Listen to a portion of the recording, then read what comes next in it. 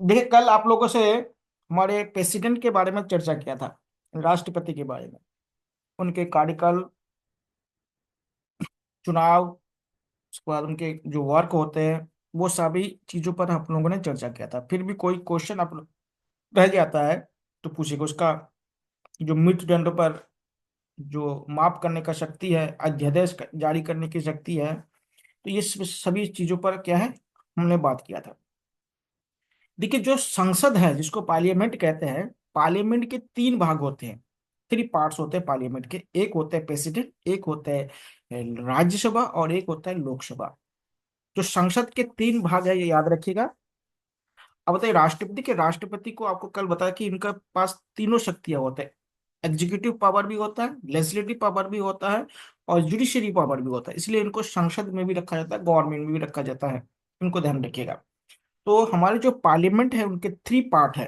Parliament के अगर आपसे पूछा जाए तो कितने पार्ट है, तीन भाग है। और उनमें कौन कौन होते हैं, राष्ट्रपति, उसके बाद हमारे राज्यसभा और लोकसभा होता है। और देखिए, हम लोगों ने आपको पता है कि हमारे यहाँ पे जो पार्लियामेंट्री डेमोक्रेसी है, वो कहाँ से लिए थे, हमने ब्रिटेन से लिए थे। क्यों लिए थे? क्योंकि ब्रिटेन हमारे यहाँ पे लगभग 200 साल तक राज किए। तो उनके जो कार्य पद्धति था शासन करने का, तो उनको एडप्ट करना हम भारत को आसान लगा। यानी भारतीय जो उस समय जो लोग थे, तो उनको एडप्ट करना क्या है, उसको आसान लगा। तो इसलिए हमने क्या है, पार्लियामेंट्री डेमोक्रेसी को क्या है, संसदीय जो व्यवस्था है उसी को अपनाया है। और संसदीय व्यवस्था में तीन अंग होते हैं संसद के, राष्ट्रपति, लोकसभा और राज्यसभा। ठीक है। संसद के तीन भाग है, लेकिन हमारे यहाँ पे संसद के जो हाउस जिसे कहते हैं, सदन जिसे कहते हैं, सदन दो है। थोड़ा सा इसमें ध्यान रखिएगा। हमारे यहाँ पे संसद के तीन भाग है। संसद के कौन कौन से भाग है? देखिए, संसद के तीन भाग है, यानी पार्लियामेंट के थ्री पार्ट है। एक हो गया राष्ट्रपति, दूसरा हो गया हमारा राज्यसभा, और तीसरा हो गया लोकसभा। लेकिन अगर आपसे ये पूछा जाए कि हमारे जो संसद है उनके कितने सदन है, सदन मतलब हाउस कितने हैं, तो सदन कितने हैं? ये दो है। एक है आपका राज्यसभा, और एक है आपका लोकसभा। इसको याद रखिएगा। कभी कभी क्वेश्चन क्या होता है, घुमा के पूछ देता है, तो जानकारी ना होने पर दिक्कत होता है। देखिए, राज्यसभा को अपर हाउस या उच्च सदन कहा जाता है, ध्यान दीजिएगा। या विद्वानों का सदन कहा जाता है, या राज्यों का सदन कहा जाता है। लोकसभा को निम्न सदन कहा जाता है, यानी लोअर हाउस कहा जाता है, निम्न सदन कहा जाता है। और दूसरे क्या होता है, इसे लोगों का प्रतिनिधि सभा भी कहा जाता है। इसे क्या कहा जाता है? प्रतिनिधि सभा भी कहा जाता है, यानी रिप्रेजेंटेटिव हाउस कहा जाता है। क्या कहा जाता है? रिप्रेजेंटेटिव हाउस भी इसे कहा जाता है, लोकसभा को। तो इसको ध्यान रखिएगा। अगर संसद के अंग पूछे तो तीन बताइएगा, और सदन के अंग पूछे तो दो बताइएगा।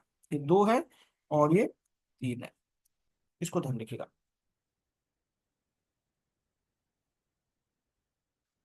अब देखिए, भारत में जो संसदीय व्यवस्था है, उसका जो संसद है, संसद को लेजिस्लेटिव कहा जाता है। क्यों कहा जाता है? क्योंकि संसद में ही क्या बनता है, कानून का फॉर्मेशन होता है, लॉ का फॉर्मेशन होता है, लॉ बनता है वहां पे। इसलिए जो लॉ मेकर होते हैं उसको लेजिस्लेटिव या विधायिका कहा जाता है, ध्यान दीजिएगा। और भारत का क्या सर्वोच्च ये विधायी निकाय है। भारत में जो लॉ बनाने का जो सबसे बड़ा जो निकाय है या बॉडी है, उसे क्या कहते हैं, संसद कहा जाता है। और हमने कौन सा लिया? सरकार के बेस्ट मिनिस्टर मॉडल लिया हूं, तो उसको ध्यान रखिएगा। देखिए, भारत में पहला जो आम चुनाव हुआ था 1951 और 52 में हुआ था, ये क्वेश्चन भी पूछा गया है। और जो हमारा पहला संसद जब गठन हुआ था, वो 1952 में पहला संसद अस्तित्व में आया था। हमारे संविधान के भाग 5 में संसद के बारे में उल्लेख है। और आर्टिकल 79 से लेके 122 तक में क्या होता है, इसके गठन, शक्तियां, संरचना, प्रक्रिया, विशेष अधिकार, इन सारी चीजों के बारे में बात की गई है। कहाँ से? 79 से लेके 122 तक में क्या होता है, इनका उल्लेख किया गया है। इन चीजों को आप लोग याद रखिएगा।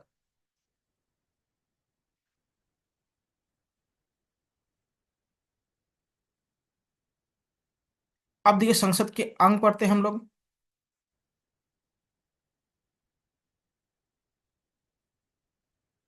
तो सबसे पहले हम पढ़ेंगे राज्यसभा। सबसे पहले हम लोग क्या पढ़ेंगे? राज्यसभा पढ़ेंगे।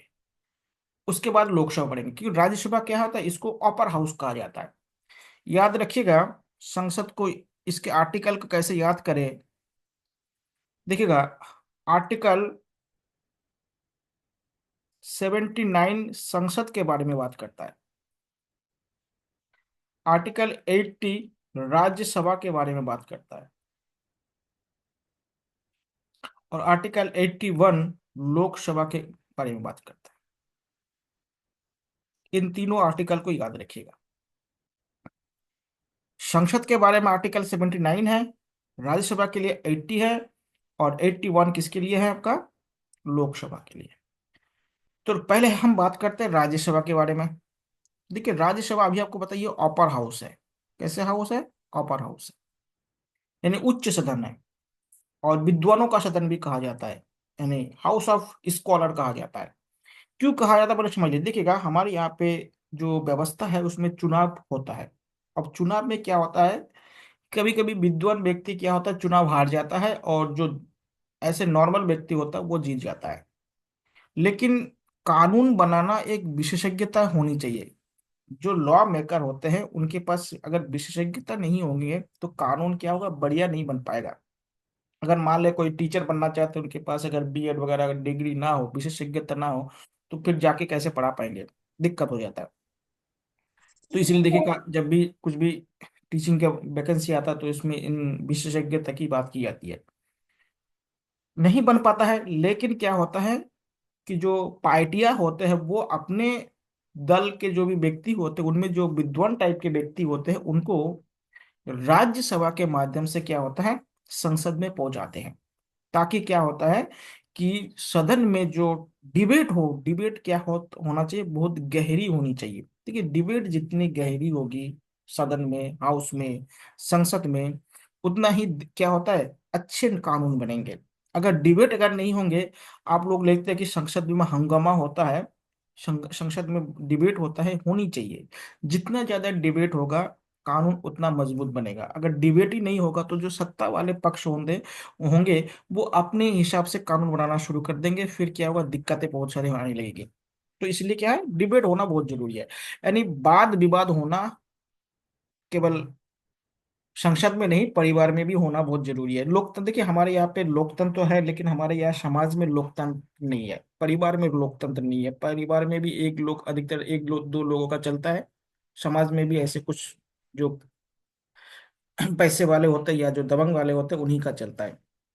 तो लोकतांत्रिक व्यवस्था पहले परिवार से और ग्रामीण या समाज से शुरू होना चाहिए। तो वो नहीं होंगे तो फिर दिक्कत होने लगती है। इसलिए हमारे यहाँ पे अधिकांश जो लोग वोटिंग करते हैं ना, वो भी लोकतांत्रिक विधि से नहीं करते हैं। वो भी क्या होता है, जाति धर्म और बहुत सारी चीजों को देख के करते हैं। तो इसलिए डिबेट होना बहुत जरूरी है किसी भी मुद्दे पर। तो ये क्या है, राज्यसभा क्या है, एक अपर हाउस है। और यहाँ के जो सदस्य है ये क्या होते हैं, विद्वान टाइप के होते हैं, जो अलग अलग। जैसे आपको एक एग्जांपल देता हूँ। अब अभी डॉक्टर मनमोहन सिंह का देहांत हुआ है, जानते हैं, वह 2 बार के मुख्य प्राइम मिनिस्टर रह चुके हैं। अब मान लेते हैं अगर डॉक्टर मनमोहन सिंह अगर कभी चुनाव लड़ते तो क्या जीत पाते? नहीं जीत पाते। बोले क्यों नहीं जीत पाते? क्योंकि उनका जनता में उतना पकड़ नहीं है। अब इनको, अगर ये विद्वान व्यक्ति है तो इनको सदन में लाने का तरीका क्या है, राज्यसभा है। इसलिए देखिए डॉक्टर मनमोहन सिंह जब तक हमारे सदन के सदस्य रहे तब तक वो राज्यसभा के सदस्य के रूप में रहे। ऐसे बहुत सारे लोग हैं, केवल मनमोहन सिंह नहीं। तो ऐसे लोगों को अगर हम सदन में लाना चाहे तो कैसे है, उनके लिए एंट्री गेट क्या है, राज्यसभा है। जो चुनाव के माध्यम से नहीं जीत पाते हैं तो उनको कैसे लाए, राज्यसभा के माध्यम से उनको लाया जाता है। तो ये क्या है, ये अपर हाउस है, उच्च सदन है, ये इसको द्वितीय सदन कहा जाता है। भारतीय संघ में राज्य और केंद्र शासित प्रदेश देखो, इसमें राज्य और केंद्र शासित प्रदेश का क्या ना प्रतिनिधित्व होता है। राज्यसभा को क्या है, स्थायी सदन कहा जाता है। देखिए राज्यसभा को कभी भंग नहीं किया जा सकता और कभी समाप्त नहीं किया जा सकता जब तक भारत में लोकतंत्र है, तब की बात कर रहा हूँ। राज्यसभा को कभी भी भंग भी नहीं किया जाता, नहीं डिसॉल्व भी नहीं किया जाता, और कभी क्या था, इसको डिसमिस भी नहीं किया जा सकता जब तक लोकतंत्र है। इसको ध्यान रखिएगा। भारतीय संविधान का अनुच्छेद जो 4 है, राज्य और केंद्र प्रदेश के लिए, अनुसूची जो 4 में आपको बताता, अनुसूची 4 में ये राज्यसभा के सीटों के आवंटन के बारे में है। देखिए वर्तमान में राज्यसभा में अधिकतम 250 सीटें हैं। उनमें से 338 ये राज्य से चुन के आते हैं, और जो 12 है वो केंद्र शासित प्रदेश से चुन के आते हैं। तो वर्तमान में राज्यसभा में टोटल कितनी सीटें हैं? तो वर्तमान में राज्यसभा में 250 सीटें हैं, और उनमें से 238 जो सदस्य हैं वो राज्य से चुन के आते हैं, राज्य और केंद्र प्रशासित प्रदेश से चुन के आते हैं, और जो 12 सदस्य हैं वो राष्ट्रपति द्वारा इसको अपॉइंटमेंट किया जाता है। देखिएगा, 238 जो सदस्य हैं ये राज्य और केंद्र शासित प्रदेश से चुन के आते हैं, और जो 12 सदस्य हैं वो राष्ट्रपति द्वारा मनोनीत किया जाता है, अपॉइंटमेंट किया जाता है। जो कला संस्कृति खेल वगैरह में अच्छा नाम कमाते हैं उनको क्या है, राष्ट्रपति द्वारा 12 सदस्यों को चुनते हैं। इसको ध्यान रखिएगा। लेकिन वर्तमान में जो चुनाव हो रहा है राज्यसभा में, उसमें 245 का चुनाव हो रहा है। इसको ध्यान रखिएगा। उसमें से 229 राज्य से चुन के आते हैं, और 4 क्या होता है, केंद्र शासित प्रदेश से चुन के आते हैं। इसको देखिएगा, और 12 राष्ट्रपति के माध्यम से इसमें आते हैं। अब देखिए इनका चुनाव कैसे होता है, पहले समझ लिएगा। देखिए कल आप लोगों को एक चुनाव पद्धति बता, जो राष्ट्रपति का चुनाव होता है। ठीक है, राष्ट्रपति का जैसे चुनाव होता है ना, राज्यसभा की भी चुनाव, सदस्यों का चुनाव वैसे ही होता है। अब बोले कैसे? देखिए राज्यसभा के जो सदस्य होते हैं ना, वो हर राज्य में उनके जनसंख्या के आधार पर क्या था, सीटें आवंटित की गई। जैसे उत्तराखंड में 3 राज्यसभा की सीटें हैं। ठीक है, 3 राज्यसभा की जो सीटें होती है उनके लिए क्या था, उत्तराखंड का जो विधानसभा है जिसमें 70 मेंबर है, तो 70 मेंबर को मिलकर क्या चुनेंगे, राज्यसभा के सदस्य को चुनेंगे। इसलिए 70 मेंबर जो है उनमें से जो बहुमत होगा, 70 मेंबर का जो भी बहुमत होगा, यानी 51% होना चाहिए, तो जिनका होगा वही पार्टी क्या होगा, जीत जाएगा। यानी जो राज्यसभा के जो सदस्य होते हैं वो विधानसभा द्वारा चुने जाते हैं। एक बात ध्यान रखिएगा, जो राज्यसभा के जो सदस्य होते हैं वो विधान राज्य की जो विधानसभा होते हैं, जो स्टेट लेजिस्लेटिव असेंबली होता है, उनके जो मेंबर होते हैं जिसको एमएलए कहा जाता है, या सामान्य भाषा में हम विधायक कहते हैं, उनके द्वारा इनका चुनाव होता है। और किस पद्धति से होता है, एकल संक्रमण मत पद्धति के माध्यम से होता है, जैसे राष्ट्रपति में होता है। वरीयता क्रम के अनुसार वोटिंग की जाती है, और जिनको ज्यादा वोट मिलते हैं उन्हीं को क्या है, चुने जाते हैं। तो उत्तराखंड में कितनी सीटें हैं, 3 सीटें हैं राज्यसभा के। सबसे जब बड़ा ज्यादा सीटें क्या उत्तर प्रदेश में है, 31 सीटें हैं, क्योंकि उत्तर प्रदेश जनसंख्या के आधार पर बड़ा है, तो उत्तर प्रदेश सबसे ज्यादा है। और उत्तराखंड में कितने हैं, 3 सीट उत्तराखंड में है राज्यसभा के। अब राज्यसभा के जो सदस्य हैं उनके चुनाव कहाँ से होता है, विधानसभा से होते हैं। अब उनका देखते हैं योग्यता क्या होनी चाहिए, कि राज्यसभा के सदस्य चुनने के लिए हमें क्या एबिलिटी होनी चाहिए। देखिए राज्यसभा का चुनाव लड़ने के लिए व्यक्ति की जो आयु है वो 30 वर्ष से अधिक होनी चाहिए। कितनी वर्ष अधिक होनी चाहिए, 30 वर्ष से अधिक होनी। और भारत का क्या होना चाहिए, सिटीजन होना चाहिए। भारत का क्या होना चाहिए, सिटीजन होना चाहिए। और राज्य, और क्या होना चाहिए, कि किसी भी लाभ के पद पर ना हो, इसको भी ध्यान रखना चाहिए। किसी भी लाभ के पद पर ना हो, ऐसे व्यक्ति क्या है, राज्यसभा के सदस्य का चुनाव लड़ सकते हैं। ऐसे व्यक्ति क्या है, राज्य के चुनाव लड़ सकते हैं। इसको ध्यान रखिएगा। लेकिन एक बात और ध्यान दीजिएगा,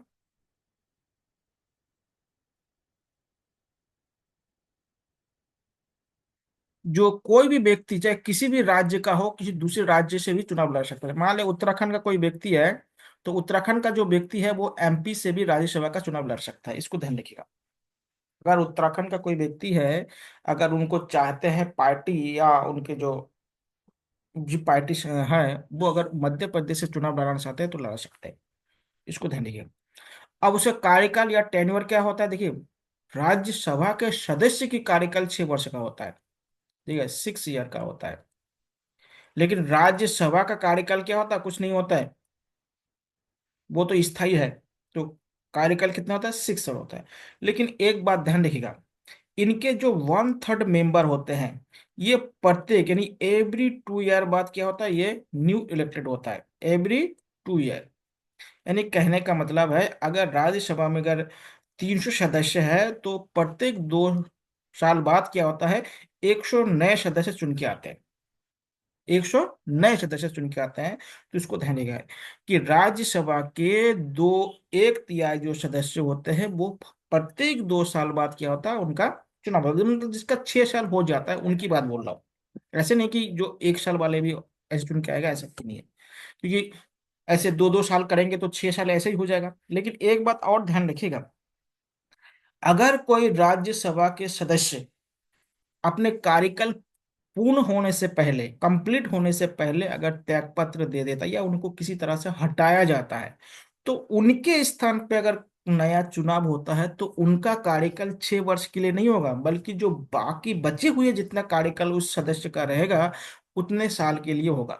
इसको जब टेक्निकल है इसको समझ लीजिएगा। अगर किसी सदस्य ने 6 साल के लिए चुनाव जीता, लेकिन किसी कारणवश उन्होंने इस्तीफा दे दिया, या उनको त्यागपत्र देना पड़ा, या उनको हटा दिया गया, तो उस सीट के लिए, उस स्थान के लिए जो भी नए इलेक्शन होगा, तो वो जितने साल पहले व्यक्ति ने अपना कार्यकाल पूरा किया और जितना कार्यकाल बचा रहेगा उतने कार्यकाल के लिए ही क्या होगा? वो व्यक्ति सिलेक्ट होगा, बल्कि 6 वर्ष के लिए नहीं होगा। इसको ध्यान रखिएगा, ये थोड़ा सा टेक्निकल है। इसको ध्यान रखिएगा कि नया जो उसी व्यक्ति के स्थान पर जो व्यक्ति चुन के आएगा उनका कार्यकाल 6 वर्ष का नहीं होगा। अब देखिए, अधिकारी क्या होता है? राज्यसभा के जो पदाधिकारी या अधिकारी इसे कहते हैं। देखिए, हमारे देश का जो भी उपराष्ट्रपति होगा, हमारे देश का जो भी उपराष्ट्रपति होगा वो क्या होता है? राज्यसभा का चेयरमैन या सभापति होगा। देखिए, बहुत बार क्वेश्चन पूछा गया है कि कौन सा ऐसा हाउस है या सदन है जिनके अध्यक्षता उनके सदस्य नहीं करते हैं। तो राष्ट्रपति या जो राज्यसभा होते हैं उनके जो अध्यक्ष करते हैं उपराष्ट्रपति, वो क्या होते हैं? राज्यसभा के सदस्य नहीं होते हैं। इसको ध्यान रखिएगा। तो हमारे देश के जो भी उपराष्ट्रपति होंगे उनका काम क्या होगा? राज्यसभा को सभापति प्रदान करना। एक बात ध्यान रखिएगा, जो उपराष्ट्रपति को जो वेतन भत्ते जो मिलते हैं ना, उनको क्या होता है? उपराष्ट्रपति के नाम का कोई वेतन भत्ता होता नहीं है, उनको सभापति के रूप में वेतन भत्ता मिलते हैं। क्यों?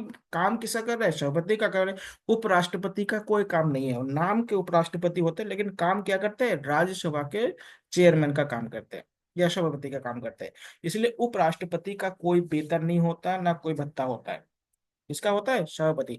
जब उपराष्ट्रपति राष्ट्रपति का कार्य करेंगे तब उनको राष्ट्रपति के वेतन और भत्ते मिलेंगे। इसको ध्यान रखिएगा, उनको उपराष्ट्रपति के जो वेतन भत्ता कुछ नहीं मिलता है। केवल क्या मिलेंगे? जब सभापति होंगे तो सभापति के रूप में, और जब किसी कारणवश अगर राष्ट्रपति बन जाते हैं, यानी कार्यवाहक राष्ट्रपति अगर बन जाते हैं, तो राष्ट्रपति के रूप में उनको जितने भी सैलरी वगैरह मिलेगा वो मिलेगा। अगर सभापति अगर उपस्थित ना हो तो उनकी जगह पे क्या होता है? जो राज्यसभा के कोई एक व्यक्ति को उपसभापति चुना जाता है। ठीक है, 22 चेयरमैन उनको चुना जाता है। तो 22 चेयरमैन जो होते हैं ना वो राज्यसभा के सदस्य होते हैं, लेकिन जो चेयरमैन होंगे वो राज्यसभा के सभापति मतलब सदस्य नहीं होंगे, बल्कि वो कौन होंगे? वो हमारे देश के उपराष्ट्रपति होंगे, यानी वाइस प्रेसिडेंट होंगे।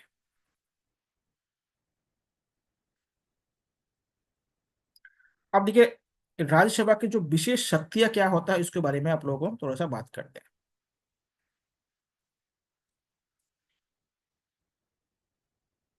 देखिए, राज्य से संबंधित मामले, राज्यसभा राज्य के प्रतिनिधि रिप्रेजेंटेटिव प्रदान करते हैं, इसलिए राज्य के को प्रभावित करने वाले किसी भी मामले में उसकी सहमति और अनुमोदन के लिए उसके पास भेजा जाना जरूरी होता है। ध्यान रखिएगा, आर्टिकल होता है, एक आर्टिकल 249 होता है। इसमें अगर राज्यसभा के 2/3 बहुमत से अगर राज्य से जो राज्य के विषय होते हैं, सब्जेक्ट होते हैं, उसमें कोई कानून का निर्माण कर देते हैं, यानी राज्य सूची के विषय में कानून बना देते हैं,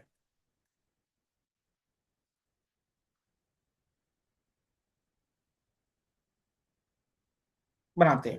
ध्यान दीजिएगा, अगर आर्टिकल 249 249 के अंतर्गत क्या है कि दो तिहाई बहुमत से अगर राज्यसभा राज्य सूची किसी विषय पर अगर राज्यसभा कानून बनाते हैं तो उसको उस राज्य को मानने के लिए बाध्य होना पड़ेगा। जैसे मान ले उत्तराखंड कोई राज्य है और राज्य सूची के विषय है, और संसद यानी राज्यसभा ने उत्तराखंड के विषय में कोई कानून बना दिया, तो उत्तराखंड को उसको मानने के लिए बाध्य होना पड़ेगा। पहली बात तो ये है। और एक बात ये ध्यान रखिए, ये जो कानून बनता है ना, ये 1 साल के लिए बनाया जाता है। 1 साल के बाद क्या आता है, फिर इसको रिव्यू करने की आवश्यकता होती है, कि फिर से बनाने की आवश्यकता होती है या इसको डिसमिस किया जाता है। दूसरा क्या होता है, एक होता है आर्टिकल 312। इसमें क्या होता है, अखिल भारतीय सेवा होते हैं, जिसको ऑल इंडिया सर्विसेज कहते हैं। अखिल भारतीय सेवा, ऑल इंडिया सर्विसेज। तो ऑल इंडिया सर्विसेज, देखिए इसमें भारत में 3 ऐसे सर्विसेज है जिसको ऑल इंडिया सर्विसेज कहते हैं।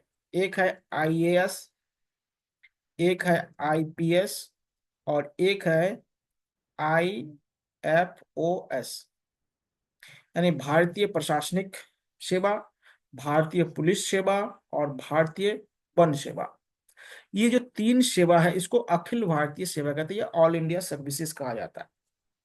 इसको क्यों कहते हैं, क्योंकि इनके जो सदस्य चुने जाते हैं उनकी जो सेवाएं देने की बात की है तो वो अलग अलग राज्यों में इनको सेवा देना होता है, इसलिए इसको अखिल भारतीय सेवा कहते हैं या ऑल इंडिया सर्विसेज कहते हैं। राज्यसभा अगर आर्टिकल 312 के अंतर्गत अगर नियम बना दे कि ये ऑल इंडिया सर्विसेज की संख्या बढ़ाई जाए या घटाई जाए, तो वो बढ़ाया और घटाया जा सकता है। ध्यान दीजिएगा, ऑल इंडिया सर्विस की संख्या को बढ़ाना और घटाना राज्यसभा पर निर्भर करता है, कि राज्यसभा इनकी संख्या को बढ़ा भी सकते हैं और घटा भी सकते हैं। तो ये 2 काम बहुत ही इंपॉर्टेंट है, इसको ध्यान रखिएगा, बार बार पूछते हैं। और इसके लिए 2 तिहाई बहुमत होना चाहिए। कैसे बहुमत होना, 2 तिहाई बहुमत होना बहुत जरूरी है। तो अखिल भारतीय सेवा आर्टिकल 312, और राज्य सूची के विषय में कानून कौन बना सकता है, आर्टिकल 249 बना सकते हैं। तो ये राज्यसभा की क्या होता है, विशेष अधिकार होता है। ठीक है। अब ये बहुत सारे ऐसे कानून होते हैं या ऐसे संसद के नियम होते हैं जिसमें राज्यसभा कमजोर होता है लोकसभा से। अब पहले लोकसभा पढ़ लेते हैं, फिर राज्यसभा कहाँ कहाँ कमजोर होता है और लोकसभा कहाँ कहाँ मजबूत होते हैं, उसके बारे में भी आपको चर्चा करेंगे कि किन किन विषयों पर राज्यसभा काम नहीं कर सकते हैं, वो सारे विषय भी आपसे चर्चा की जाएगी। अब हम बात करते हैं लोकसभा। देखिए लोकसभा को लोअर हाउस कहा जाता है। क्या कहा जाता है, लोअर हाउस। और रिप्रेजेंटेटिव ऑफ पीपल भी कहा जाता है, यानी लोगों का प्रतिनिधि सभा भी कहा जाता है। लोगों का प्रतिनिधि सभा या लोगों का सदन भी कहा जाता है। इसमें क्या होता है, अभी देखिए 2024 में क्या है, लोकसभा का चुनाव हुआ। अब सभी लोगों ने वोट किए होंगे। तो लोकसभा का चुनाव होता है क्या, इसमें प्रत्यक्ष चुनाव होता है जनता के माध्यम। देखिए राज्यसभा का चुनाव आपको क्या बताया कि विधानसभा के सदस्य राज्यसभा के सदस्यों को चुनते हैं, लेकिन लोकसभा में ऐसा नहीं होता। लोकसभा का जो सदस्य चुन के आते हैं प्रत्यक्ष रूप से, यानी डायरेक्ट रूप से जनता द्वारा उनको जिता के लाते हैं या उनको चुनाव कहते हैं।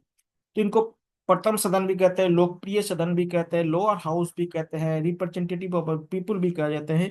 इन सभी चीजों को क्या होता है, ध्यान रखिएगा, इसको लोकसभा को कहा जाता है।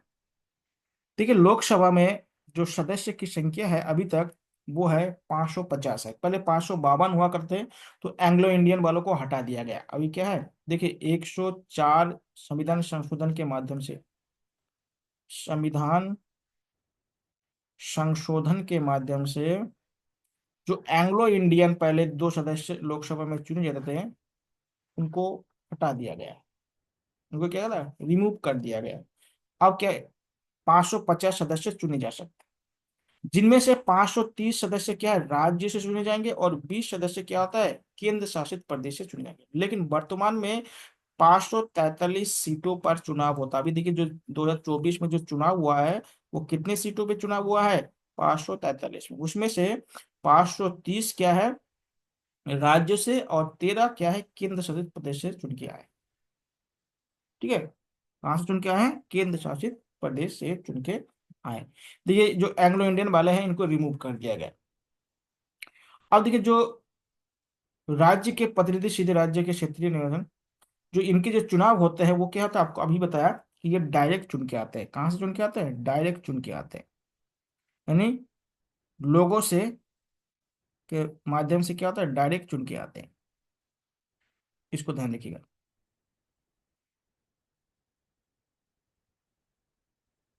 अब देखिए इनके सदस्यता की योग्यता क्या होनी चाहिए।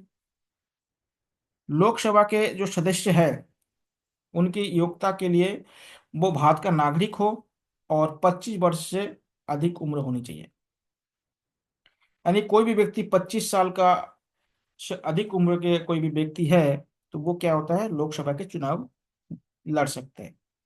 अभी देखिएगा, आप लोगों ने देखा होगा इस बार 25.3 वर्ष के एक व्यक्ति ने लोकसभा का चुनाव जीता है। अब उस सदस्य का नाम बता दीजिएगा। उत्तर प्रदेश से चुन के आए हैं, ये भी बता दे रहा हूँ कि सबसे कम उम्र का जो इस बार लोकसभा का सदस्य चुन के आए हैं वो उत्तर प्रदेश से, उनका नाम बताइएगा। तो 25 साल से अधिक होना चाहिए।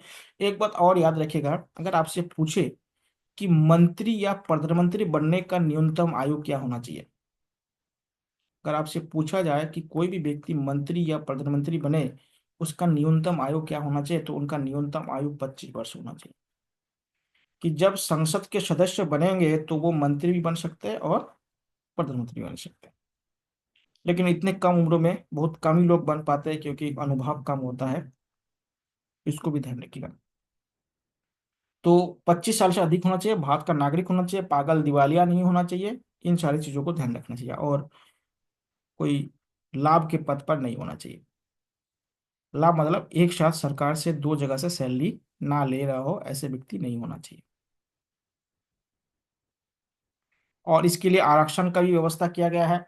आप लोग जानते हैं कि भारत में SC ST के लिए क्या है, लोकसभा के सीटों का आरक्षण किया गया है। जैसे उत्तराखंड में देखिएगा जो अल्मोड़ा सीट है वो क्या है, SC के लिए आरक्षित है।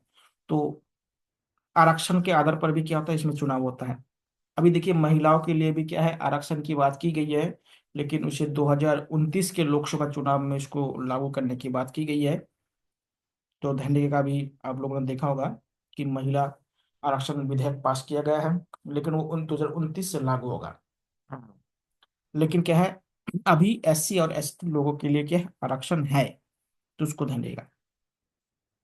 उसके बाद कार्यकाल क्या होता है, टेन्योर क्या होता है। देखिए लोकसभा के जो कार्यकाल होता है वो 5 साल होता है। सदस्य का भी 5 साल होता है और लोकसभा का भी 5 साल होता है। क्योंकि लोकसभा आपको पता है कि ये भंग हो जाता है। भंग कौन करते हैं, राष्ट्रपति करते हैं। ध्यान देगा, लोकसभा का भंग कौन करता है, राष्ट्रपति। किनके सलाह पर करते हैं, मंत्रिमंडल के सलाह पर करते हैं। किनके सलाह पर करते हैं, मंत्रिमंडल के सलाह पर ये लोकसभा को भंग कर सकते हैं। एक बात ध्यान देंगे, अगर किसी कारणवश अगर ऐसी परिस्थिति बन जाए कि लोकसभा को भंग नहीं हो पा रहा है तो इसको 1 साल के लिए इसकी कार्यकाल को बढ़ाया भी जा सकता है। तो इसका कार्यकाल कितना होता है, 5 साल के लिए होता है। और आपात स्थिति में क्या होता है, 1 वर्ष के लिए इसको बढ़ाई जा सकती है। ठीक है, तो इसको भी ध्यान रखिएगा। अब इनके अधिकारी कौन कौन होते हैं लोकसभा के, जैसे राज्यसभा बोला कि उसमें सभापति और उपसभापति होते हैं। इसमें भी क्या होता है, अलग अलग लोग होते हैं। इनको जानना बहुत जरूरी है। देखिए सबसे पहले समझ लीजिएगा कि जब नई लोकसभा चुन के आते हैं, जैसे 2024 में आप लोगों ने देखा होगा जब नई लोकसभा चुन के आए थे, तो पहली बार क्या होता है, उन सभी सदस्यों को पहले क्या होता है, शपथ दिला जाता है। एक बात ध्यान रखिएगा, जितने भी संवैधानिक पद होता है बिना शपथ कोई कार्य नहीं कर सकते। अगर कोई व्यक्ति बिना शपथ लिए कोई संसद में बैठता है, उसे कार्यवाही में भाग लेता है तो उनपे फाइन पड़ता है, ध्यान रखिएगा। तो सदन में बैठने के लिए भी क्या है, सदस्य को शपथ लेना यानी ओथ लेना बहुत जरूरी है। अब लोकसभा में जो नए सदस्य चुन के आते हैं तो सबसे पहले क्या होता है, जो लोकसभा में जो सबसे बुजुर्ग व्यक्ति होता है, मतलब बुजुर्ग सदस्य होते हैं, उनको प्रोटेम स्पीकर चुने जाते हैं। और प्रोटेम स्पीकर कौन चुनते हैं, राष्ट्रपति द्वारा इनको चुने जाते हैं। ध्यान दीजिएगा, प्रोटेम स्पीकर को किस कौन चुनते हैं, राष्ट्रपति इनको चुनते हैं, यानी प्रेसिडेंट इनको चुनते हैं। प्रोटेम स्पीकर का काम क्या होता है, ये जो नए सदस्य जो चुन के आए हैं उनको शपथ दिलाना होता है, ओथ दिलाना होता है, क्योंकि बिना ओथ लिए क्या होता है, सदन के कार्रवाई में भाग नहीं ले सकते। ध्यान दीजिएगा। तो प्रोटेम स्पीकर को कौन चुनते हैं? राष्ट्रपति चुनते हैं, और उनका काम क्या होता है, जो न्यू सदस्य, जो मेंबर इलेक्टेड होके आए हैं, उनको शपथ दिलाना होता है। अब जब शपथ दिला देते हैं, उसके बाद क्या होता है कि जो लोकसभा के जो सदस्य होते हैं वो अपने में से किसी एक व्यक्ति को लोकसभा अध्यक्ष के रूप में चुनते हैं। ध्यान दीजिएगा। जब शपथ संपन्न हो जाता है तभी क्या करते हैं, लोकसभा के जितने भी सदस्य होते हैं वो अपने में से किसी एक व्यक्ति को क्या चुनते हैं, लोकसभा अध्यक्ष। एक बात और ध्यान दीजिएगा कि लोकसभा अध्यक्ष का पद ऐसा पद होता है जो शपथ नहीं लेते हैं।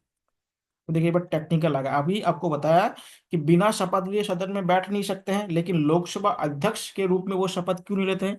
क्योंकि अभी आपको बताया कि प्रोटेम स्पीकर के रूप में वो सदस्य के रूप में शपथ ले चुके हैं। ये क्वेश्चन थोड़ा टेक्निकल है, इस याद रखिएगा कि प्रोटेम स्पीकर के समक्ष क्या होता है, जो लोकसभा के न्यू मेंबर इलेक्टेड होके आते हैं वो तो शपथ लेते हैं, इसलिए जब वो अध्यक्ष चुने जाते हैं तो उनको अलग से शपथ लेने की आवश्यकता नहीं होती है। इसको ध्यान रखिएगा। और एक बात ध्यान रखिएगा, जो लोकसभा होता है, लोकसभा भंग होने के बाद भी लोकसभा अध्यक्ष का जो पद होता है वो खत्म नहीं होता है। वो अगले जब नई सेशन जब शुरू होता है तब तक उनका पद बना रहता है। हाँ जी, तब तक उनका पद बना रहता है। और अध्यक्ष की उपस्थिति में एक उपाध्यक्ष भी चुने जाते हैं, जिसको वाइस स्पीकर कहा जाता है। तो लोकसभा का मुख्य अधिकारी को, अगर आपसे पूछा जाए कि लोकसभा का मुख्य अधिकारी कौन होता है या पद अधिकारी कौन होता है, तो लोकसभा अध्यक्ष या लोकसभा स्पीकर कहेंगे। और लोकसभा स्पीकर अपने पद के रूप में शपथ नहीं लेते बल्कि सदस्य के रूप में शपथ लेते हैं। इस समय ओम बिरला जी है लोकसभा अध्यक्ष, आप लोग जानते हैं। और जगदीप धनखड़ क्या है, उपराष्ट्रपति है या राज्यसभा के सभापति है। इतना आप लोगों को समझ में आ गया कि प्रोटेम स्पीकर कहाँ बनता है, लोकसभा में जब पहला बैठक होता है या सेशन होता है तो उसमें सदस्य को शपथ दिलाने के लिए प्रोटेम स्पीकर बनाया जाता है। अब शक्तियों की बारी आती है। देखिए, एक बात ध्यान रखिएगा, जो हमारा जो संसद है, दोनों संसद में क्या होता है, जो विधेयक होते हैं जिसको बिल कहा जाता है वो पारित होना चाहिए। उसके बाद राष्ट्रपति के सिग्नेचर के बाद क्या होता है, कोई भी विधेयक क्या होता है, अधिनियम बनता है या कानून बनता है। तो दोनों सदन का इंपॉर्टेंट रोल होता है, लेकिन इसमें क्या होता है, लोकसभा के पास ज्यादा शक्तियां होती है। अब बोले क्यों होती है? पहली बात तो क्या होता है, उनके पास ज्यादा मेंबर होते हैं। लोकसभा के पास क्या है, देखिए अभी आपको बताया कि 250 सदस्य किसके पास है, राज्यसभा के पास, और 550 सदस्य किसके पास है, लोकसभा के पास है। तो संख्या के बल के आधार पर देखा जाए तो किनके पास ज्यादा है, लोकसभा। इसलिए कभी भी अगर संयुक्त बैठक होगा, ध्यान दीजिएगा, जैसे आप 2024 में आप लोगों ने देखा होगा जो महिला आरक्षण बिल पर हुआ था, तो संयुक्त बैठक अगर कभी भी होता है तो लोकसभा क्या होता है, प्रभावशाली ज्यादा होता है, उनके पास शक्तियां ज्यादा होती है। दूसरी बात, जो भी धन संबंधी विधेयक होता है, यानी मनी बिल से संबंधित जो भी विधेयक होगा, उस पे लोकसभा को विशेष अधिकार प्राप्त होता है। इसको विशेष अधिकार प्राप्त होता है लोकसभा को। तीसरी बात है कि जो भी सरकार बनती है, यानी हमारे जो एग्जीक्यूटिव बनते हैं, तो एग्जीक्यूटिव को क्या होता है, लोकसभा में मेजोरिटी सिद्ध करना होता है, यानी लोकसभा में बहुमत सिद्ध करना होता है। राज्यसभा में बहुमत सिद्ध करने की आवश्यकता नहीं होता है। इसलिए कुछ आधार पर क्या होता है, जो लोकसभा होता है वो राज्यसभा से ज्यादा प्रभावी होता है। किसमें? एक तो संयुक्त तो बैठक बुलाएंगे तो इनकी संख्या ज्यादा है। दूसरा क्या है, मनी बिल से संबंधित जितने भी मैटर होता है इनमें लोकसभा ज्यादा प्रभावशाली होता है। दूसरी बात है कि लोकसभा में ही क्या होता है, सरकार अपना मेजोरिटी सिद्ध करते हैं, यानी अपना बहुमत सिद्ध करना पड़ता है। यानी सरकार किसके प्रति जिम्मेदार होता है, लोकसभा के प्रति जिम्मेदार होता है। देखिए ध्यान दीजिएगा, ये बहुत इंपॉर्टेंट है। जो हमारी सरकार होती है वो लोकसभा के प्रति उत्तरदायी होती है, रिस्पॉन्सिबिलिटी ऑफ लोकसभा।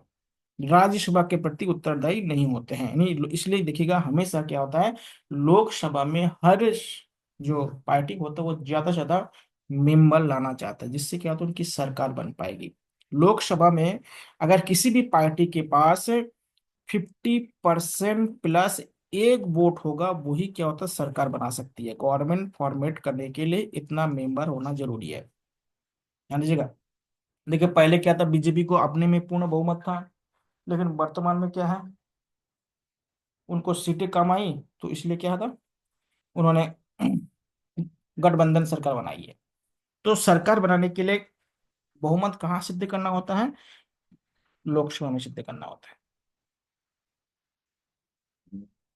इसको ध्यान रखिएगा। आप देखिए धन से संबंधित जो शक्तियां है वो क्या है, उसको समझ लीजिएगा। आप लोगों ने मनी बिल के बारे में सुना होगा या धन विधेयक के बारे में सुना होगा। देखिए धन विधेयक ऐसे विधेयक होते हैं जिनमें टैक्स से संबंधित बातें होती है। किससे संबंधित बातें होती है, टैक्स, कि टैक्स को कितना बढ़ाया जाए।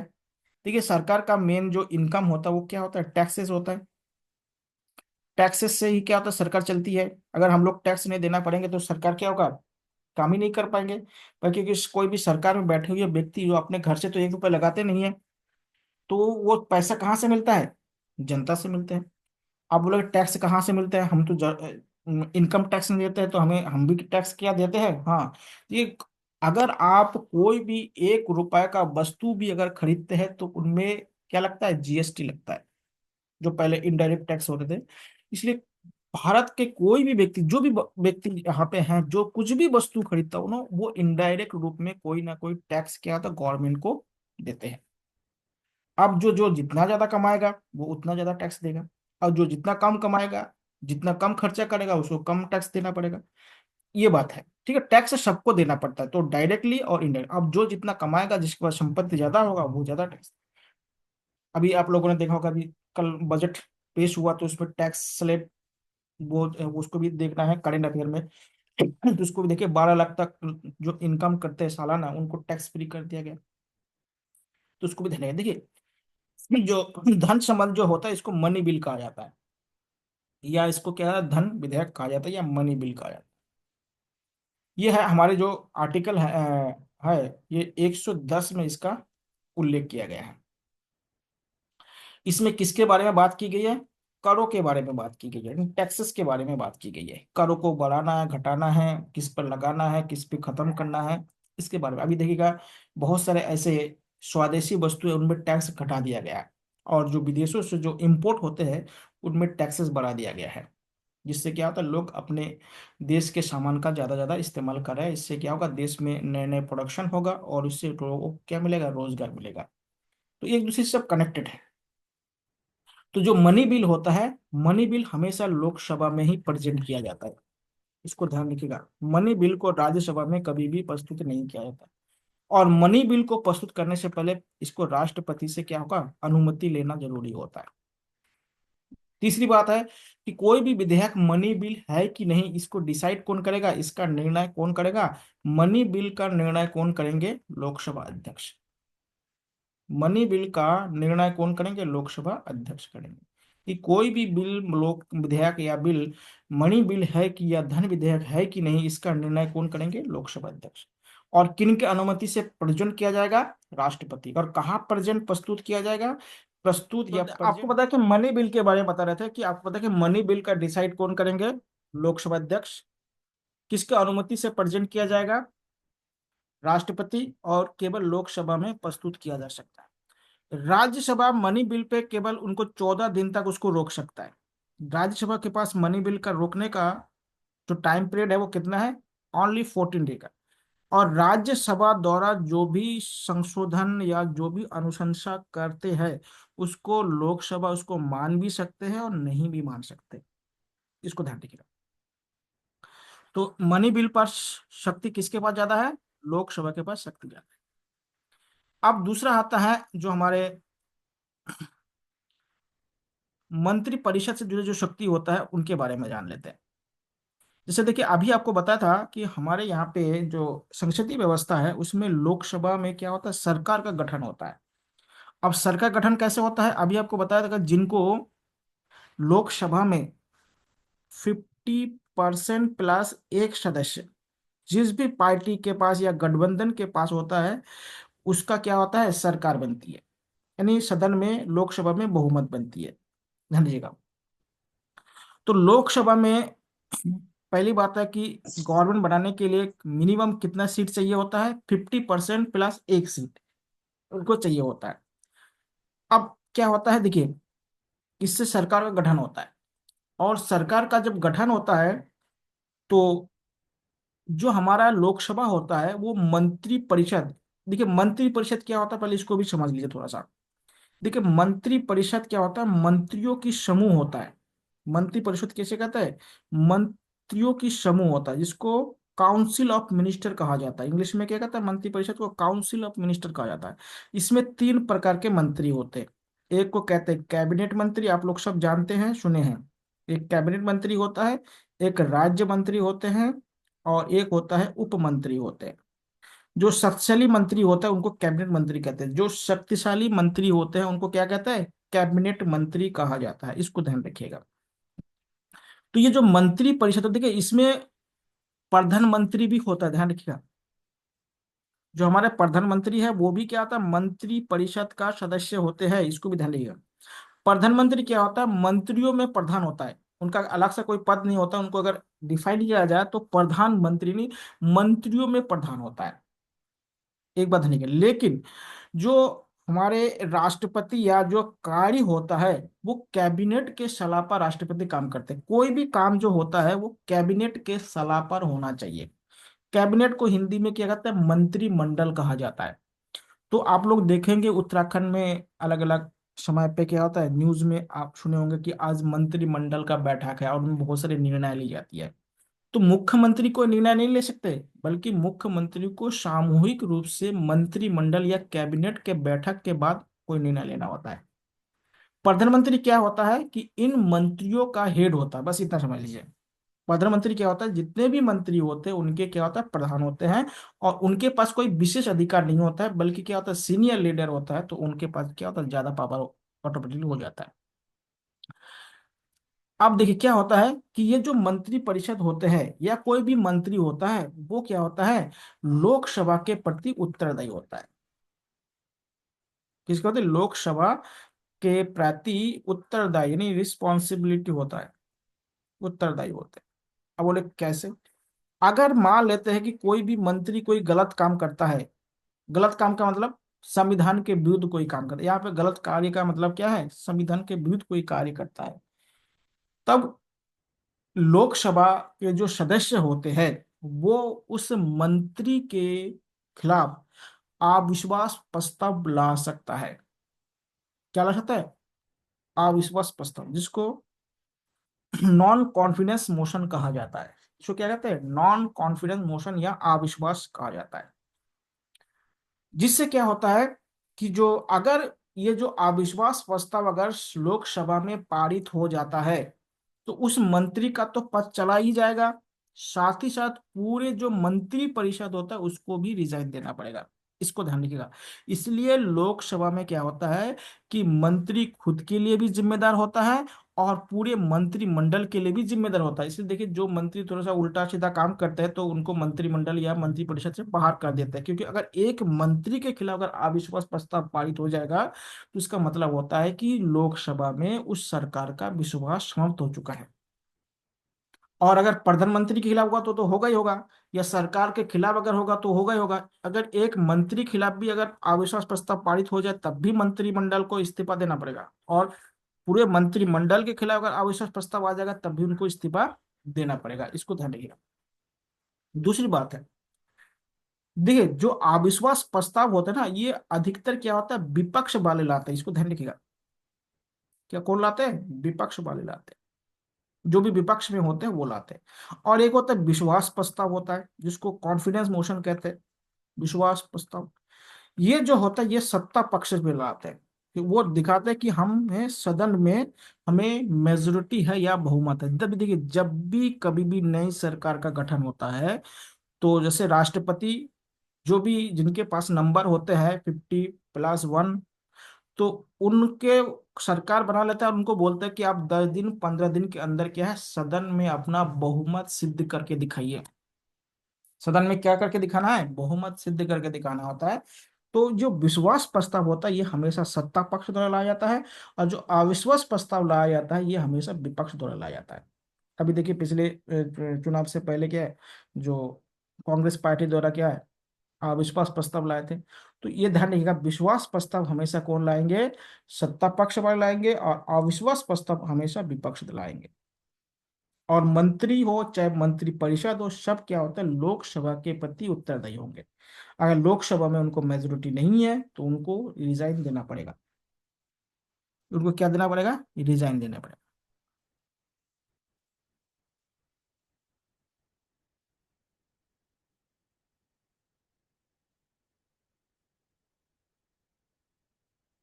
अगला है अन्य शक्तियां क्या क्या है। जो कॉमन शक्तियां आप लोग देते हैं, देखिए ये तो थोड़ा सा अलग अलग शक्तियां हो गए राज्यसभा लोकसभा के।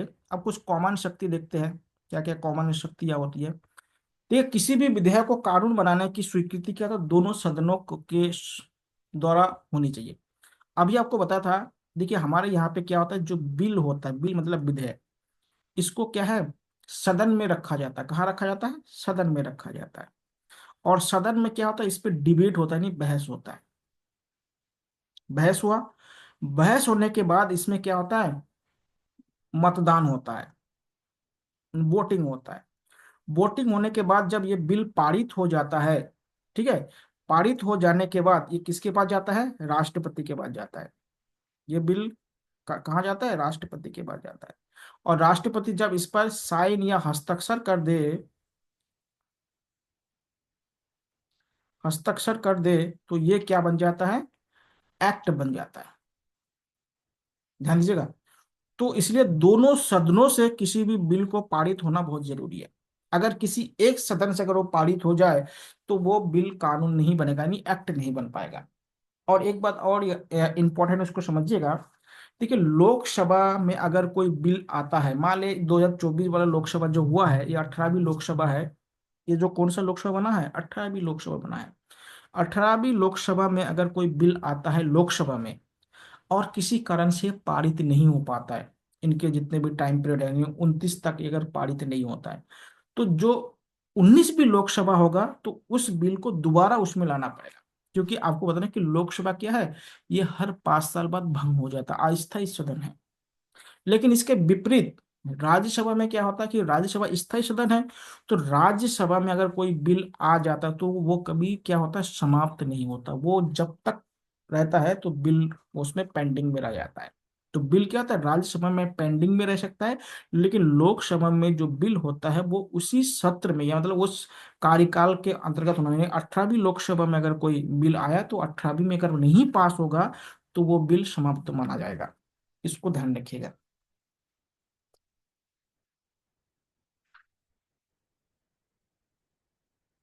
ठीक है, इसको इस शक्ति को भी आप लोग याद रखिएगा। तो राज्यसभा के पास क्या होता है, ये जो शक्ति ज्यादा होता है कि उनके बिल कभी समाप्त नहीं होते। अब देखिए अन्य क्या क्या कार्य है। जब विधायी कार्य क्या होता है, देखिए हमारा जो लोकसभा, हमारा जो संघ सूची, आपको पता है कि 3 प्रकार की सूचियां होती है, लिस्ट जिसे कहा जाता है आपको, राज्य, संघ और संवर्ती। तो जो संघ सूची पे जितने भी कानून है वो क्या होगा, हमारे संसद बनाएंगे। यूनियन लिस्ट, कौन से लिस्ट पे बनाएंगे, यूनियन लिस्ट पे जितने भी लॉ है वो कौन बनाएंगे, संसद बनाएंगे। और अपशिष्ट में भी बना सकता है, आपको बताया था, और संवर्ती सूची में भी बना सकता है, लेकिन राज्य सूची में नहीं बना सकता है। केवल राज्यसभा में कुछ प्रावधान है वो बना सकते हैं। ठीक है। धन, जो जनता के जो धन का संरक्षक है, मनी बिल यहाँ पे पास होगा। ठीक है, मनी बिल कहाँ पास होगा, का संसद में पास होगा, जो देश की स्तर पर। फिर राष्ट्रपति के चुनाव हो या उपराष्ट्रपति के चुनाव में क्या था, संसद के जो सदस्य होते हैं वो भाग लेते हैं। कल बताया था कि राष्ट्रपति के चुनाव में कौन भाग लेता है, जो संसद के दोनों सदन के जो निर्वाचित सदस्य होते हैं वो भाग लेते हैं। तो ये कुछ विशेष अधिकार इनको प्राप्त है संसद के पास। अब है संविधान संशोधन। देखिए लोकसभा के पास क्या होता है, या हमारे संसद के पास संविधान में अमेंडमेंट करने के पावर होते हैं। देखिएगा हमारे संविधान में आर्टिकल 368, याद रखिएगा, इस आर्टिकल के माध्यम से संविधान में संशोधन किया जाता है। कौन सा आर्टिकल है, 368। देखिए इसमें संविधान संशोधन में 3 विधियां हैं। और संविधान संशोधन का जो विधेयक या बिल लाया जाता है वो किसी भी सदन में लाया जा सकता है। तीन विधि क्या क्या है? देखिए, एक तो होता है संविधान अगर संशोधन करना है उसके लिए विशेष बहुमत की आवश्यकता होती है। अब बताइए विशेष बहुमत का मतलब क्या होता है? देखिए, विशेष बहुमत का मतलब होता है जो भी हमारे हाउस में जितने भी सदस्य होते हैं उसका 2/3 होना चाहिए। और प्लस क्या होता है, जो सदन में जितने लोग हैं उनका भी क्या होना चाहिए, 2/3 उसमें सहमति होना चाहिए। इसको विशेष बहुमत कहते हैं। दूसरा होता है बहुमत, जिसको साधारण बहुमत भी कहते हैं। इसको साधारण बहुमत लिख लीजिएगा। और एक होता है साधारण बहुमत प्लस आधे से अधिक राज्य की सहमति। आधे से अधिक राज्य की सहमति। अब ये क्या होता है, देखिए अगर कोई ऐसे कानून है जो पूरे भारत में लागू करना पड़ेगा और उस पे क्या होता है राज्य भी बड़े पैमाने पर प्रभावित हो रहा है, तो ऐसे जब संविधान संशोधन करना होता है तब क्या होता है आधे से अधिक राज्य की सहमति जरूरी होता है। आप लोगों ने अगर थोड़ा सा न्यूज पढ़े होंगे तो जब जीएसटी आया था, जीएसटी का नाम जानते हैं, गुड एंड सर्विस टैक्स, जब 2017 में लागू किया गया था, तो जीएसटी को पूरे भारत में लागू किया गया और उसमें राज्य ज्यादा प्रभावित हो रहे थे क्योंकि उसमें टैक्स के बारे में बात है। तो इसलिए क्या था उसमें, ये जो थर्ड वाला है साधारण बहुमत भी चाहिए और आधे से अधिक राज्य की सहमति भी जरूरत था, तभी क्या है जीएसटी पारित हुआ। तो तीन प्रकार से क्या होता है, हम संसद में जो संविधान संशोधन बिल है, जो कॉन्स्टिट्यूशन अमेंडमेंट बिल है, उसको हम पारित कर सकते हैं। तो तीन विधि से हम इसको कर सकते हैं। लेकिन एक बात ध्यान दीजिएगा, संविधान का जो मूल स्ट्रक्चर है, ढांचा है, उसको हम बदल नहीं सकते हैं। संविधान के मूल स्ट्रक्चर को क्या नहीं कर सकते, बदल नहीं सकते हैं। इसको भी आप लोग को ध्यान रखना है। अब इसमें कार्यपालिका संबंधी संसद के क्या क्या कार्य है उसको हम लोग देखते हैं। देखिए, सबसे पहले आता है संसद में नेता, यानी सदन का लीडर, लीडर ऑफ हाउस। देखिए एक बात ध्यान रखिएगा, जो भी प्रधानमंत्री होता है वो लोकसभा के नेता होते हैं, जो सत्ता पक्ष की तरफ से होता है। जैसे हमारे प्रधानमंत्री जी है नरेंद्र मोदी जी है, लोकसभा में क्या है होता है, उसी प्रकार से राज्यसभा में भी क्या होता है, सत्ता पक्ष के एक नेता होते हैं, जो इस समय कौन है, जेपी नड्डा जी है। तो ध्यान रखिए राज्यसभा में नेता कौन है, जेपी नड्डा, और लोकसभा में कौन है, प्रधानमंत्री जी है। तो ये उनको, अधिकतर प्रधानमंत्री बनते हैं लोकसभा में, लेकिन कभी कभी नहीं भी बनते हैं, तो ध्यान रखिएगा। इसको सदन का नेता कहते हैं। और सदन का एक विपक्ष का नेता भी होता है, लीडर ऑफ अपोजिशन। ठीक है, लीडर ऑफ अपोजिशन बनने के लिए क्या होता है, एक नियम समझिएगा। अगर किसी को, किसी भी पार्टी के पास संसद के कुल सदस्य का 10% से अधिक क्या है, सीटें है, यानी सदस्य है, तो उनमें से कोई भी व्यक्ति क्या था, उनके जो भी सदस्य होते हैं उनमें से कोई व्यक्ति क्या होता है, लीडर ऑफ अपोजिशन बनते हैं। कितने परसेंट होना चाहिए, 10% सदस्य होना चाहिए। अगर 10% नहीं होगा तो लीडर ऑफ अपोजिशन नहीं बन पाएंगे। आप लोग देखेंगे इस बार राहुल गांधी क्या है, लीडर ऑफ अपोजिशन है, लेकिन इससे दो जो संसद है, यानी 16वां और 17वें में कोई भी लीडर ऑफ अपोजिशन नहीं थे लोकसभा में। क्यों, किसी भी दल को क्या है, ये 10% सीटें नहीं मिली थी। इस बार कांग्रेस को मिली है, ध्यान दीजिएगा। और जो भी लीडर ऑफ अपोजिशन होगा ना, इनको क्या है, कैबिनेट मंत्री का दर्जा दिया जाता है। एक बात ध्यान दीजिएगा, जो भी विपक्ष के नेता होगा उनको कौन सा दर्जा दिया जाएगा, कैबिनेट मंत्री का दर्जा दिया जाएगा। किसका दर्जा दिया जाएगा, कैबिनेट मंत्री का दर्जा दिया जाएगा। इसको ध्यान रखिएगा। और उनको कैबिनेट मंत्री के जो भी सुविधाएं होंगे वो सारे सुविधाएं उनको दी जाएगी। देखिए इस समय राहुल गांधी क्या है, लोकसभा के विपक्ष के नेता है, और मल्लिकार्जुन खड़गे जी है जो राज्यसभा में विपक्ष के नेता है। तो इनको क्या है, कैबिनेट मंत्री के बराबर इनको सुख सुविधाएं दी जाती है। इसको भी ध्यान रखिएगा। और कितने सदस्य होने चाहिए उस पार्टी को, कम से कम 10% सदस्य होनी चाहिए, तभी वो विपक्ष के नेता बन सकते, नहीं तो नहीं बन पाएंगे। अगला है व्हिप या संचेतक। ये क्या होता है, आप लोग देखे होंगे कभी कभी क्या होता है, जो पार्टी के जो सदस्य होते हैं वो पैसे के लालच में दूसरे पार्टी को क्या होता है, वोटिंग कर देते हैं, जिसको क्रॉस वोटिंग कहते हैं।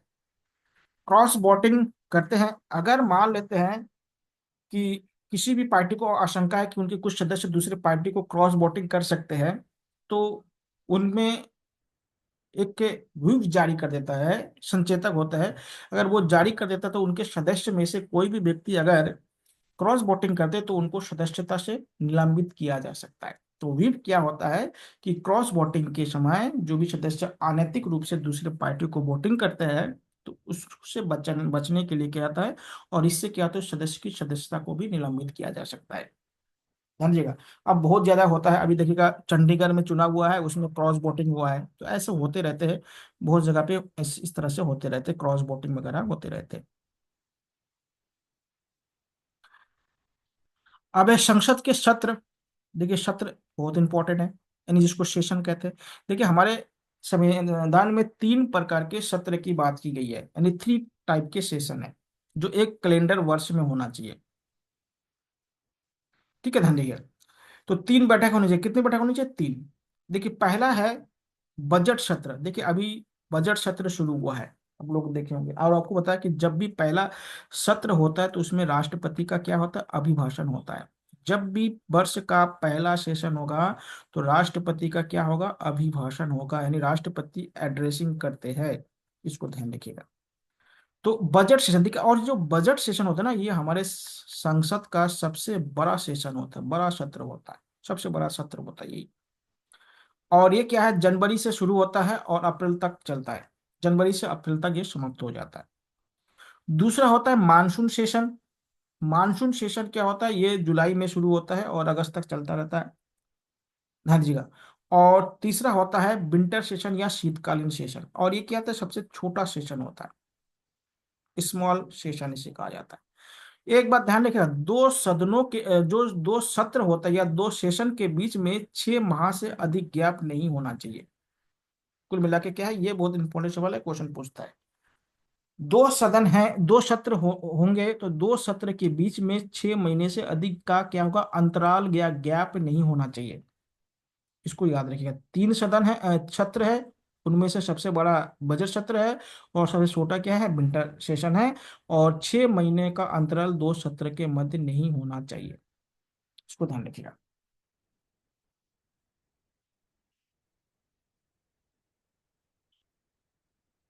अगला है एडजॉर्नमेंट या स्थगन। आप लोग अगर टीवी वगैरह देखते हैं तो मालूम होगा, कभी कभी क्या होता है, लोकसभा या राज्यसभा में क्या होता है, हंगामा हो जाता है, कामकाज में रुकावट आ जाती है।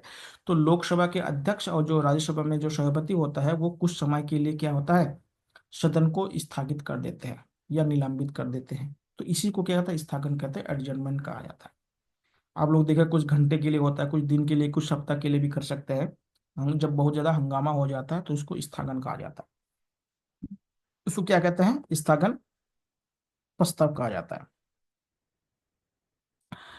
सत्र आश्वासन। देखिए सत्र आपको पता है कि तीन होता है। अगर मान लिया कभी भी जो विधानसभा लोकसभा अध्यक्ष या राज्यसभा में सभापति को ये लगे कि इस सत्र में और कामकाज नहीं हो सकता है, बहुत ज्यादा क्या हो रहा है, वाद विवाद ज्यादा हो रहा है, कामकाज नहीं हो रहा है, तो पूरे सेशन को ही समाप्त कर देता है। उसको सत्र आश्वासन कहा जाता है। ठीक है, उसको कहता है सत्र को पूरा करता है। अगला है कोरम या गणपूर्ति। कोरम या गणपूर्ति, इसको समझिएगा। देखिए कोरम या गणपूर्ति का मतलब है, जैसे मान लेते हैं हम लोग क्लास कर रहे हैं, क्लास में एक नियम बना दे, जब तक 4 सदस्य नहीं आएंगे तब तक क्या है, क्लास स्टार्ट नहीं होगा। तो हमारा कोरम कितना हो जाएगा, 4 हो जाएगा। जब तक 4 नहीं होंगे तो क्लास स्टार्ट नहीं होंगे। उसी प्रकार से लोकसभा और राज्यसभा के लिए कुछ सदस्य को होना निश्चित कर दिया कि इस इतने से अगर कम सदस्य होंगे तो बैठक या सत्र नहीं चलेगा। तो कोरम का मतलब होता है 1/10 या 10% सदस्य मान के चलिए। अगर किसी भी सदन में जितने भी सदस्य हैं उनका 1/10 सदस्य या 10% सदस्य अगर हाउस में प्रेजेंट नहीं है तो सेशन या सत्र नहीं शुरू होगा, या बैठकें नहीं होगी, यानी बैठक स्थगित कर दिया जाएगा। तो कोरम का मतलब क्या होता है कि सदन को संचालित करने के लिए एक निश्चित संख्या की आवश्यकता होती है। उस निश्चित संख्या को क्या कहा जाता है, कोरम कहता है। और ये हमारे सदन में कुल सदन सदस्य संख्या का 10% होना चाहिए। कितने होना चाहिए? कुल सदस्य का 10% होना चाहिए। संयुक्त अधिवेशन, आपको पता है कि संयुक्त अधिवेशन क्या होता है? राष्ट्रपति द्वारा बुलाया जाता है। कौन बुलाते हैं? संयुक्त अधिवेशन राष्ट्रपति द्वारा बुलाते हैं। संयुक्त अधिवेशन क्यों बुलाया जाता है पहले समझ जाए। देखिए, संयुक्त अधिवेशन तभी बुलाया जाता है जब लोकसभा और राज्यसभा में किसी विधेयक पर या बिल पर सहमति नहीं बन पाता है, तब क्या होता है? संयुक्त अधिवेशन बुलाया जाता है। क्या होता है? जब लोकसभा और राज्यसभा में किसी बिल पर सहमति नहीं बन पाता है, तब संयुक्त अधिवेशन बुलाया जाता है। और संयुक्त अधिवेशन बुलाने का जो आर्टिकल है वो 108 है, 108। और संयुक्त अधिवेशन में लोकसभा ज्यादा प्रभावशाली होता है। क्यों होता है? आपको बताया कि इनकी संख्या ज्यादा है। दूसरी बात, जो संयुक्त अधिवेशन होता है, इसमें जो अध्यक्ष करेंगे वो लोकसभा अध्यक्ष करेंगे। इसकी अध्यक्षता कौन करता है? लोकसभा अध्यक्ष। लोकसभा अध्यक्ष क्या होता है? संयुक्त बैठक बैठक का जो अधिवेशन होता है उसकी अध्यक्षता करते हैं। इसको ध्यान रखिएगा। और बुलाता कौन है? राष्ट्रपति। किस आर्टिकल में है? 108 आर्टिकल में है। कब होता है? जब विवाद बढ़ जाता है, गतिरोध बढ़ जाता है दोनों सदनों के बीच में किसी बिल को लेके। अभी देखिएगा, जो पिछले साल जो महिला आरक्षण पर क्या होगा में बुलाया गया था, संयुक्त अधिवेशन बुलाया गया था। तो संयुक्त अधिवेशन वो भारत में अभी तक 4 बार बुलाया गया है, उसको भी ध्यान रखिएगा। अगला आता है प्रश्नकाल, यानी क्वेश्चन आवर। देखिए, हमारे जो संविधान है या संसद है, उनमें जो सदस्य होते हैं वो जो हमारे एग्जीक्यूटिव होते हैं उनसे क्वेश्चन पूछते हैं। और ये क्वेश्चन क्या होता है? 3 प्रकार के होते हैं। प्रश्न कितने प्रकार के होते हैं? 3 प्रकार के। एक होता है तारांकित क्वेश्चन, जिसको स्टार लगा हुआ होता है। एक होता है अतारांकित क्वेश्चन, जिसमें स्टार नहीं लगा होता है। और एक होता है अल्प सूचना क्वेश्चन, अल्प सूचना प्रश्न कहते हैं। तो ये 3 प्रकार के प्रश्न होते हैं। अब देखिए, इसमें थोड़ा सा याद रखिएगा, जो प्रश्न पूछते हैं वो लोकसभा या राज्यसभा के सदस्य पूछते हैं। प्रश्न कौन पूछते हैं? बाहर के कोई लोग क्वेश्चन नहीं पूछ सकते। जो सदन के अंदर बैठे हुए लोग हैं वही सवाल पूछेंगे। और जवाब कौन देंगे? संबंधित मंत्री। जिस मंत्रालय से संबंधित क्वेश्चन पूछे जाएंगे, उस मंत्रालय से संबंधित जो भी मंत्री होंगे वो उसके आंसर देंगे। पहली बात क्लियर कीजिएगा। पहली बात क्लियर ये है कि क्वेश्चन हमेशा क्या होगा? संसद के सदस्य ही पूछेंगे, बाहर के कोई व्यक्ति नहीं पूछ सकते। दूसरी बात क्या होगा? संबंधित मंत्रालय के मंत्री उसको आंसर देंगे। और प्रश्न कितने प्रकार के होते हैं? 3 प्रकार के। एक होता है स्टार, एक होता है नॉन स्टार, और एक होता है अल्प सूचना वाला होता है, शॉर्ट क्वेश्चन जिसे कहा जाता है। अब पहला आता है तारांकित प्रश्न, यानी जिसमें स्टार लगे होते हैं। कौन सा प्रश्न? जिसमें स्टार लगे होते हैं। ऐसे प्रश्न क्या होते हैं पहले इसको देख लेते हैं। देखिए, अगर स्टार लगे हुए प्रश्न क्या होते हैं पहले समझ लीजिएगा। जो स्टार लगे हुए क्वेश्चन होते हैं, इनको जो प्रश्न पूछे जाते हैं ये मौखिक होते हैं। ओरल क्वेश्चन पूछे जाते हैं, मौखिक या ओरल क्वेश्चन पूछे जाते हैं, मौखिक प्रश्न होते हैं। क्या होता है? मौखिक प्रश्न होते हैं। और इसका जो उत्तर आंसर दी जाती है वो भी मौखिक रूप में दी जाती है, ओरल रूप में दी जाती है। ठीक है। और इसमें क्या होता है? पूरक प्रश्न पूछे जा सकते हैं, यानी सप्लीमेंट्री क्वेश्चन पूछे जा सकते हैं। यानी एक क्वेश्चन के सप्लीमेंट्री क्वेश्चन भी पूछे जा सकते हैं, यानी पूरक प्रश्न पूछे जा सकते हैं। अब देखिए, एक बात समझ लीजिएगा, और ये क्या हरे रंग के कागज में ये छपी जाती है। आप लोग देखते होंगे जब सदन चलते होंगे बहुत सारे लोग क्वेश्चन पूछते हैं। एक बात ध्यान रखिएगा, ये जो क्वेश्चन होते हैं ना, इसके लिए देखिए क्या होता है कि सबसे पहले जो भी व्यक्ति या जो सदस्य इस क्वेश्चन पूछना चाहता है, वो अपने क्वेश्चन को क्या होता है पहले सबमिट करना पड़ता है। लोकसभा के जो सचिवालय होते हैं उसमें सबमिट करना, या राज्यसभा जहाँ पे भी पूछेंगे उसमें सबमिट करना होता है। फिर जो उनको संबंधित मंत्रालय भेजा तो मंत्रालय में जो सचिव वगैरह होते हैं वो लोग इसके आंसर ढूंढते हैं। और आंसर ढूंढने के बाद मंत्री एक टाइम निर्धारित करते हैं या एक दिन देते हैं कि मैं इस दिन क्या होगा मैं उसका आंसर दूंगा। तो उसी दिन क्या होगा वो आंसर दे। ठीक है। ऐसे नहीं है कि आज क्वेश्चन पूछ दिया कल ही उसको आंसर देना पड़ेगा, ऐसे कुछ नहीं है। तो उसको कहते हैं तारांकित प्रश्न या स्टार्ड क्वेश्चन कहा जाता है, जो मौखिक यानी ओरल रूप से पूछा जाता है और जिसमें सप्लीमेंट्री क्वेश्चन भी हो सकते हैं। ये तो होता है। दूसरा क्वेश्चन क्या होता है, जिसमें अनस्टैंड होता है, यानी आतरंकित क्वेश्चन जिसे होते हैं, इसमें क्या होता है, इसमें लिखित क्वेश्चन पूछे जाते हैं। क्वेश्चन कैसे होना चाहिए, लिखित होना चाहिए। लिखित होगा और इसके उत्तर भी लिखित होगा, और इसमें सप्लीमेंट्री क्वेश्चन नहीं पूछे जा सकते हैं। ध्यान दीजिएगा, ये कैसा क्वेश्चन होना चाहिए, लिखित क्वेश्चन होना चाहिए, और इसमें सप्लीमेंट्री पूरा क्वेश्चन नहीं पूछे जा सकते हैं। और ये सफेद रंग के पेपर में इसको छापे जाते हैं। किसमें, व्हाइट कलर में छपे जाते हैं। तो ध्यान दिएगा, तो आतरांकित में क्या होगा कि लिखित रूप में उत्तर देना होता है, और इसमें सप्लीमेंट्री क्वेश्चन नहीं पूछे जा सकते, और सफेद रंग में इसको छापे जाते हैं। अल्प सूचना शॉर्ट नोटिस क्वेश्चन क्या होता है, देखिए जैसे कोई, जैसे अभी मान लेते हैं कुंभ मेला में भागदौड़ हो गया, तो इसमें बहुत सारे लोग हताहत हुए हैं, और इसका मेन कारण अभी तक उजागर नहीं हुआ। सरकार की तरफ से भी क्या है, बहुत टाइम बाद इसका कितने लोग अभी मतलब उनमें भागदौड़ में मारे गए हैं, अभी तक आंकड़े पूरी तरह से आए नहीं है। तो ऐसे ज्वलंत मुद्दे पर अगर कोई चर्चा होना होगा, तो इसको अल्प सूचना प्रश्न कहते हैं, कि इसमें मंत्री को क्या है, बहुत जल्दी, सरकार को जल्दी उसको आंसर देना होता है। तो ऐसे जो ज्वलंत मुद्दे होते हैं उनको क्या है, अल्प सूचना प्रश्न कहा जाता है। आप लोग जाके देखिएगा, अभी इस हादसे के बाद क्या है, कुंभ में लोग जाना, 30% लोगों ने क्या है बुकिंग कैंसिल कर दिया है, वो सारे मैटर है। तो बयानबाजी भी बहुत सारे हो रहे हैं, वो अलग मैटर है। तो अल्प सूचना में भी आ जाता है, जो ज्वलंत मुद्दे होते हैं उनसे संबंधित जो प्रश्न प्रश्न होते हैं, उसे क्या कहते हैं, आपका अल्प सूचना प्रश्न कहा जाता है। अब पहला है प्रश्न काल। पहले समझ लिया शून्य काल और प्रश्न काल को समझ लीजिएगा। देखिएगा, हमारे जो सदन है, जो से वो राज्यसभा हो चाहे लोकसभा हो, जब सदन शुरू होता है, तो उनका जो पहला घंटा होता है, मतलब 11 बजे हमारे हाउस स्टार्ट होता है, तो 11 बजे से 12 बजे का जो टाइम होता है उसको प्रश्नकाल कहा जाता है। इसी के बीच में प्रश्न पूछे जाते हैं। कब, 11 बजे से लेके 12 बजे तक, वो 3 प्रकार के जो प्रश्न आपको बताए वो पूछे जाते हैं। लेकिन 12 बजे से लेके 12:30 या 1 बजे तक का जो टाइम होता है, इसको शून्य काल कहा जाता है, क्योंकि 12 बजे घड़ी में क्या होता है, शून्य हो जाता है, इसलिए इसको शून्य काल कहा जाता है, यानी 0 आवर कहा जाता है।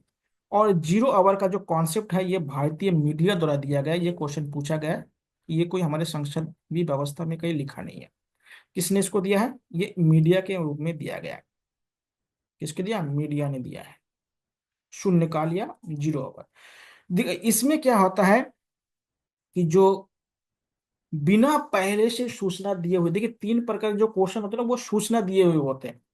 अगर मान लेते कोई ऐसे क्वेश्चन है जिनमें हमने क्या है, या कोई भी सदस्य क्या आता है पहले से सूचना दी नहीं है, और उसको क्या है बहुत उसमें क्वेश्चन पूछना बहुत जरूरी हो गया है, तो ऐसे जो क्वेश्चन होते हैं वो 0 आवर में ऐसे क्वेश्चनों को उठाया जाता है।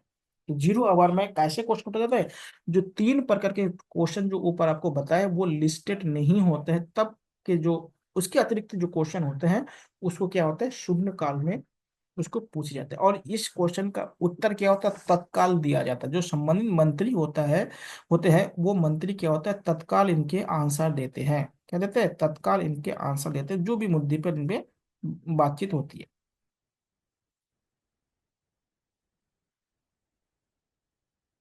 ठीक है, तो तुरंत बाद इनको क्या होता है, सूचना देना होता है, मतलब प्रश्न का उत्तर तुरंत देना होता है। जैसे प्रश्न होते हैं तो उससे संबंधित जो मंत्री होते हैं, जो सदन में होते हैं, उनमें होते हैं।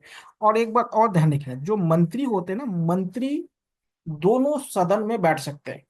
एक बात ध्यान रखिएगा, जो मंत्री होते हैं वो चाहे लोकसभा के सदस्य हो चाहे राज्यसभा के सदस्य हो, लेकिन दोनों सदन में के कार्रवाई में भाग ले सकते हैं।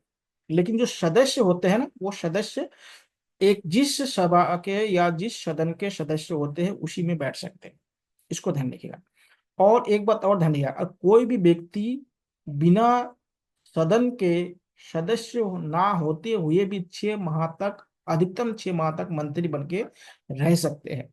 लेकिन 6 महीने के अंदर अगर वो किसी भी सदन के सदस्य नहीं बन पाते हैं, तो उनकी सदस्यता या उनकी जो मंत्री पद होती है वो समाप्त हो जाएगा।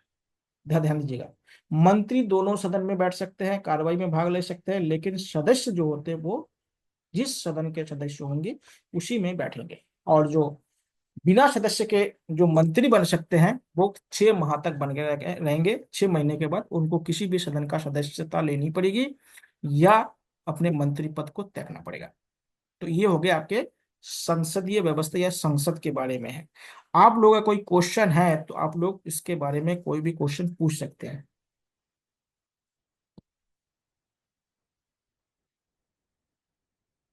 कोई भी क्वेश्चन हो अभी तक, उसके बारे में आप लोग क्वेश्चन पूछ सकते हैं।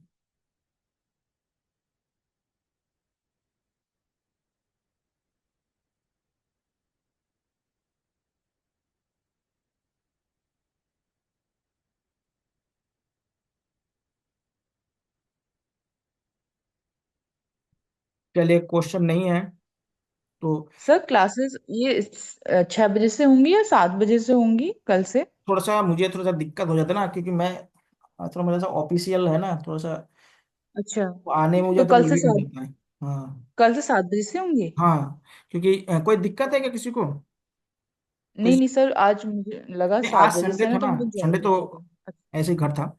तो मुझे थोड़ा सा क्या ओके होता है, आने में थोड़ा सा लेट हो जाता है। मैं आता हूँ 6:15 बजे तक हो जाता है, फिर आके स्टार्ट करने में थोड़ा सा टाइम लग जाता है।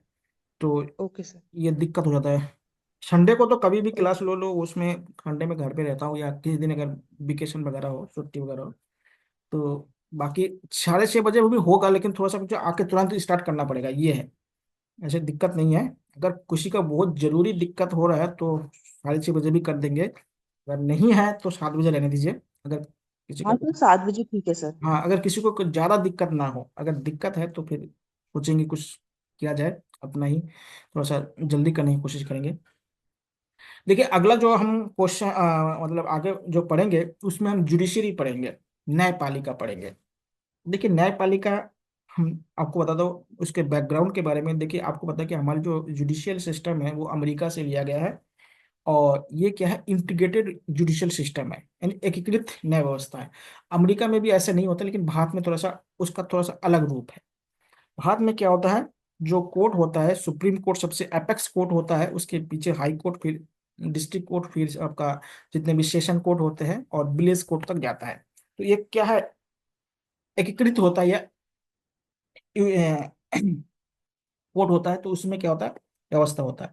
तो हम देखेंगे सुप्रीम कोर्ट के क्या क्या कार्य होते हैं, कौन सा आर्टिकल है, उनके क्या क्या वर्क होते हैं, हाई कोर्ट के क्या है, उसके बाद आपका जो डिस्ट्रिक्ट कोर्ट होते हैं उनके काम है, उसके बाद जो हमारा विलेज कोर्ट भी होता है, उसके बाद लोक अदालतें होती है, उसके बाद आजकल और भी बहुत सारे फास्ट ट्रैक कोर्ट हो गए, बहुत सारे कोर्ट बन गए हैं। तो जो आपके सिलेबस में अकॉर्डिंग है उसके बारे में बात करेंगे। उसके बाद पीआईएल के बारे में बात करेंगे, जो क्वेश्चन आजकल पूछते हैं।